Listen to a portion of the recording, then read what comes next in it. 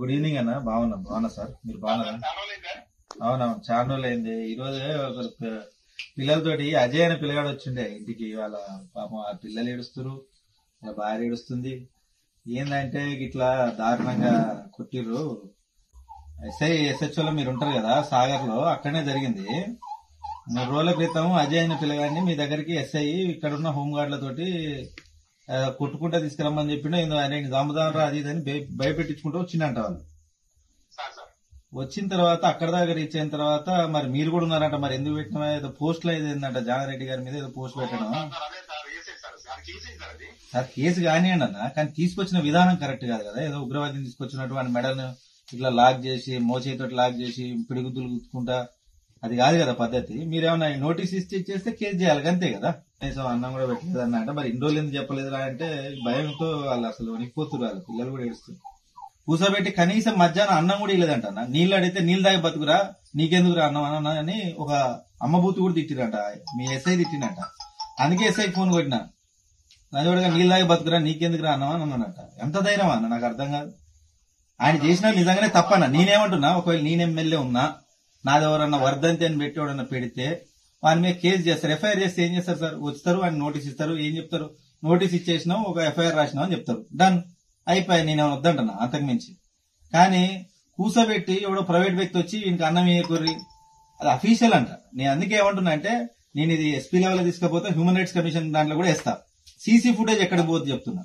ఆ ఎస్ఐ మీద ఖచ్చితంగా యాక్షన్ తీసుకోవాలి. ఎందుకంటే వాడు ఓపెన్ గా అన్న ఆకలి అవుతుందంటే నువ్వు నీళ్ళు తాగి బతుకురా, పోస్టులు పెట్టేటోనికి నీకెందుకురా అన్నం అని అన్నాడంట. నీకు ఇంకా క్లియర్ గా చెప్పాలంటే నీకెందుకురా లంజోడికి అన్నము, నీళ్ళు తాగి బతుకురా అన్నాడంట మన ఎస్ఐ. వాడిని అడుగుదాం అసలు తిక్కలు అసలు ఎట్లయిండు. ఒక డిపార్ట్మెంట్ లో ఉంటూ ఎంత నిజాయితీగా మనం ప్రజల పక్షాన ఉండాలి. తప్పు చేస్తే చెట్టాలి సార్. నేను ఏమంటున్నా, ఉగ్రవాది పని కాదు కదా. ఏదో ఆవేశంలా బీసీ ఉద్యోగం ఇంకా బాధపడాలని ఏదో తెలియక ఆవేశంలా పెట్టిర్రు. మళ్ళా కాంగ్రెస్ నాయకుడు ఒక ఇక్కడ లోకల్ రాజా రమేష్ ఆయన ఫోన్ చేస్తే డిలీట్ చేసిర్రు. సారీ చెప్పమంటే ఆయనకు సారీ చెప్పిర్రు. అయిపోయిన తర్వాత వీళ్ళెవరో ఇంటికి వచ్చి ఫస్ట్ వాళ్ళ అమ్మని బెదిరించారంట. బెదిరించే మేము నెంబర్ కావాలని ఇంటర్వ్యూ పెడితే నాకు తెలవదు అయ్యా అని చెప్తే నెంబర్ తీసుకొని ఇక్కడ కూలోళ్ళు ఉన్నారని చెప్పి, వేరే ఇక్కడ కూలోళ్ళు ఉన్నారు నీ ఆటో తీసుకొని రా అని చెప్పి ఆ ఆటో తీసుకొని పోతుంటే మధ్యలో ఇంకో 4-5 అడ్డగిచ్చి వాడిని మెడల్ పట్టుకొని ఈప్ మీద గుద్దుకుంటా తీసుకుపోవంటే భయపడి పారిపోతుంటే బైక్ మీద అట్నే ఎక్కించుకుని చంపుతారా రే, నువ్వు ఎక్కడ పోతావు, నేను చంపేస్తాను ఈ రోజు అని చెప్పి భయపెట్టించుకుంటా తీసుకొస్తారా అన్న.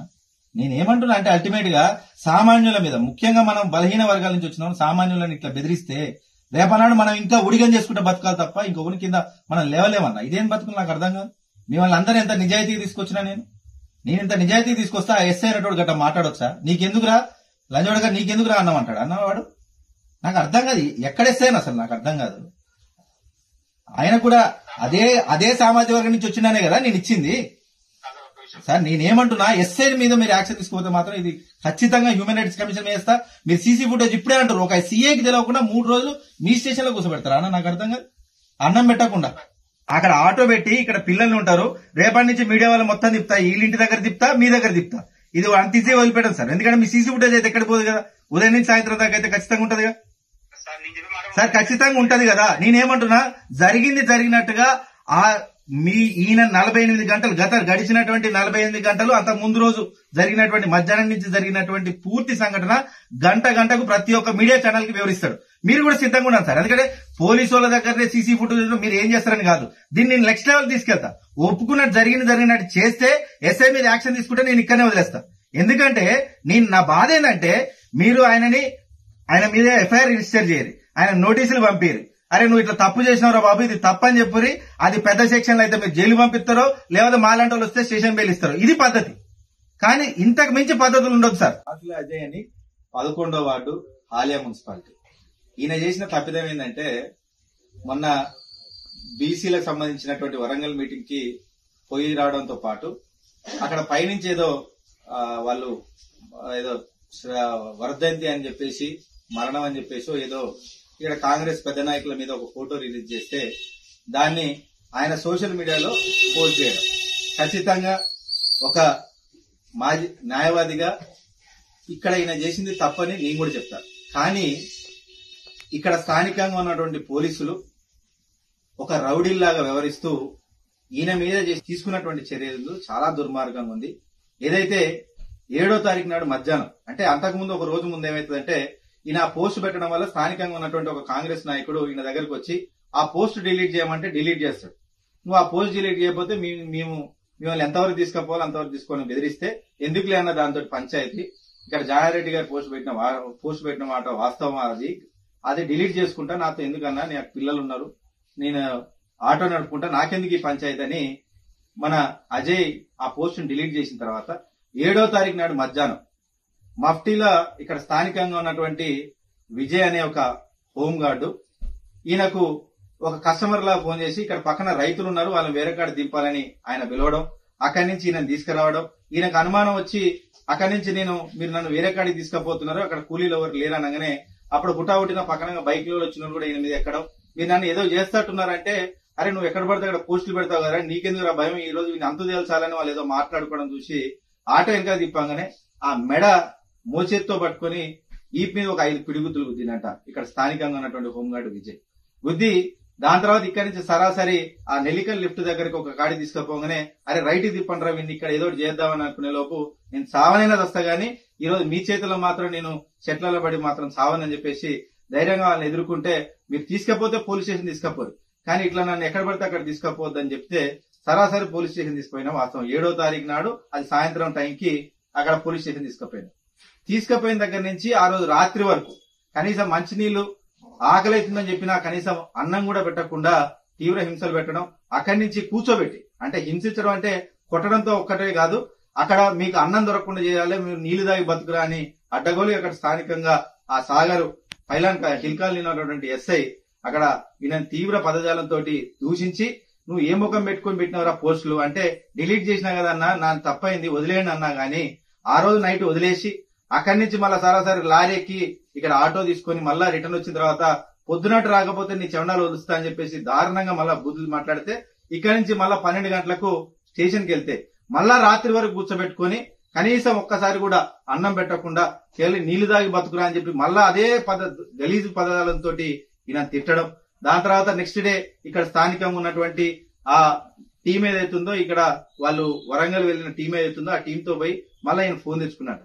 కానీ వచ్చిన దగ్గర నుంచి నీ అంత తెలుస్తావురా, నువ్వు నా మీద చెప్తావు కదా ఎస్ఐకి సిఐకి అని చెప్పేసి ఇక్కడ స్థానికంగా ఉన్న హోంగార్డు బెదిరిస్తుంటే ఈ పిల్లలు పాపం అజయ్ వీళ్ళ భార్య వీళ్ళందరూ కలిసి నా ఇంటికి రావడం జరిగింది.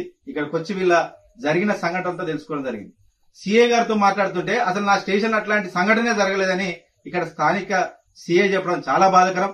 ఒక ఎస్ఐ హోదాలో ఒకరిని నిజంగానే తప్పు చేసినట్టుంటే నువ్వు నోటీసులు జారీ, అతని మీద ఎఫ్ఐఆర్ చేసి అది స్టేషన్ బెయిల్ ఉంటే స్టేషన్ బెయిల్ లేదంటే కోర్టుకు పంపించుకో గానీ, తీసుకొచ్చేటప్పుడు ఒక ఉగ్రవాది లాగా మెడలు పట్టుకొని పిడిగుద్దులు గుద్దించుకుంటూ అక్కడ దాకా తీసుకురావడం, కానీ దాని తర్వాత రాత్రి 12 గంటల దాకా ఈయన ఫోన్ ఇవ్వకుండా ఈయన చిత్రహింసలు పెడుతూ కనీసం ఎవరు అరెస్ట్ చేసిర్రు, ఆ ఆటో ఎక్కడ వదిలిపెట్టిండో కనీసం ఆ ఇంటి వాళ్ళకు కూడా తెలియకుండా ఇక్కడ ఆవేదన చెందుతుంటే రాత్రి 12 గంటలకు వచ్చి ఆటో తీసుకొని వెళ్లడం జరిగింది. ఇందాక సీఏ గారు దీని గురించి కూడా ప్రశ్నిస్తుంటే నాకు అదేం కాలేదు, అట్లాంటి ఏం జరగలేదు అన్నారు. ఖచ్చితంగా మేము స్థానికంగా ఉన్నటువంటి ఎస్పీ గారి దృష్టికి దీన్ని తీసుకెళ్తాము. సామాన్యులు ఖచ్చితంగా వాళ్ళు ఏదైనా ఆవేదన గానీ ఏదైనా ఉద్యమాన్ని వ్యక్తపరిచేటప్పుడు చిన్న చిన్న తప్పులు జరగడం కామన్, కానీ దాని తగ్గట్టుగా వీళ్ళ మీద యాక్షన్ తీసుకోండి తప్ప ఒక ఉగ్రవాదిలాగా వీళ్ళ మీద కొట్టి తీసుకెళ్లి రేపటి నాడు వీళ్ళు నడిపిస్తున్న ఉద్యమాన్ని అణిచివేస్తాం, ఒకరిని భయపెట్టిస్తే ఆగిపోద్ది అన్నట్టు కాదు. నిజంగా ఒక రకంగా మన అజయ్ చేసిన దాంట్లో ఎంతో కొంత తప్పు ఉందంటే ఉంది, అట్లాంటి పోస్టులు పెట్టొద్దని నేను కూడా అంటాను. కానీ పోలీసు వాళ్ళు వ్యవహరించిన తీరు మాత్రం చాలా దుర్మార్గం. రౌడీల కంటే దారుణంగా ఈయనని గొంతు బిసికి మొత్తం పిడుగుతులు గుద్దుకుంటా బైక్లు ఎక్కించుకొని అక్కడ దాకా తీసుకుపోవడం, అన్నం కూడా పెట్టకుండా 2 రోజులు అదే స్టేషన్ లో ఉంచడం అనేది చాలా బాధాకరం.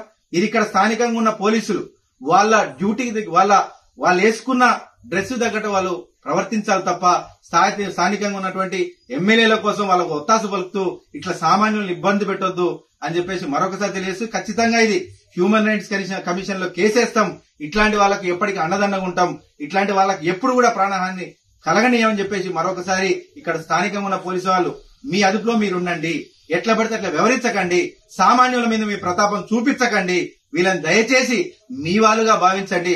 తప్పులు చేస్తారు ఖచ్చితంగా, ఇక్కడ స్థానికంగా ఉన్న చిన్న చిన్న తప్పులు జరుగుతాయి, కానీ దాన్ని సరిదిద్దే రూపంలో పోవాలి తప్ప వీళ్ళేదో ఉగ్రవాదిలాగా చిత్రీకరించి చంపేస్తాం, ఎక్కడ ఉంటారు నేను ఎట్లా బతుకుతో చూస్తామని చెప్పి వాళ్ళ ఆ విధంగా డాగులేసి భయపెట్టడం అనేది నిజంగా చాలా దుర్మార్గం.